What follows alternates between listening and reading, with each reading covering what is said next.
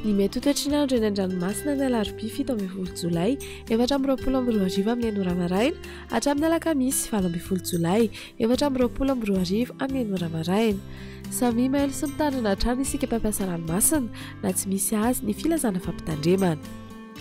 Ho an'ny morontsiraka Atsina, Tanjombaomba omby hatrany amin'ny tanjona Angotsy, Anorana Mahalana, ho avy atsimon'ny rivotra ka ho 20 hatramin'ny 20 km isan'ora, aritratra 7 km isan'ora ny any avaratra Sambava, Anozabena herin-dranomasina, Avon'ny Onjo 2 hatramin'ny 25 metatra isan-drano avy atsimo Atsinanana. Tanjona Angotsy hatrany Mahanoro, Anorana amin'ny Tsitokotoko,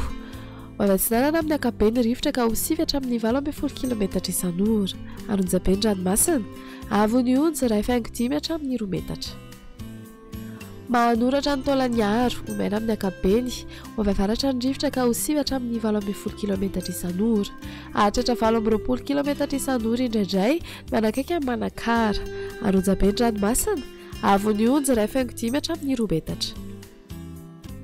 Taolagnaro hatrany amin'ny Tanjomvohimena, Andrahoana Tsitokotoko na Ibalika ny Masoandro, ho avy atsimona atsimo Atsinanana ny rivotra ka ho 7 hatramin'ny 20 km isan'ora, Anonjabeny-dranomasina, Ahery indraindray, Avon'ny Onjo 2 hatramin'ny 2.5 metatra.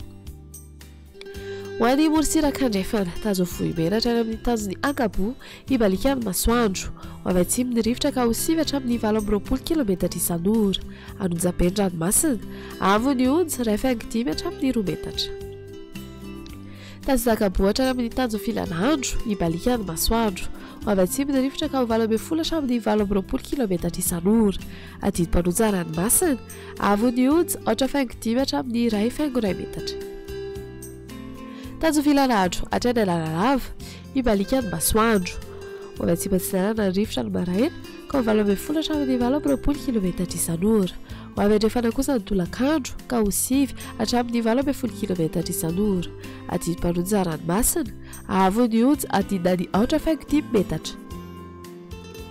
Alalalava hatrany amin'ny Tanjombaomba omby, Ibalika ny Masoandro, ho avy atsimo Atsinanana ny rivotra ka ho 20 hatramin'ny 15 km isan'ora manakaiky ny Tanjombaomba omby, ny ankafa ho avy atsimo Atsinanana ny rivotra amin'ny maraina ka ho 7 hatramin'ny 20 km isan'ora, ho avy andrefana ny tolakandro ka ho 20 hatramin'ny 20 km isan'ora, ho tony ny ranomasina, Avon'ny Onjo ho latsaky ny 4.5 metatra.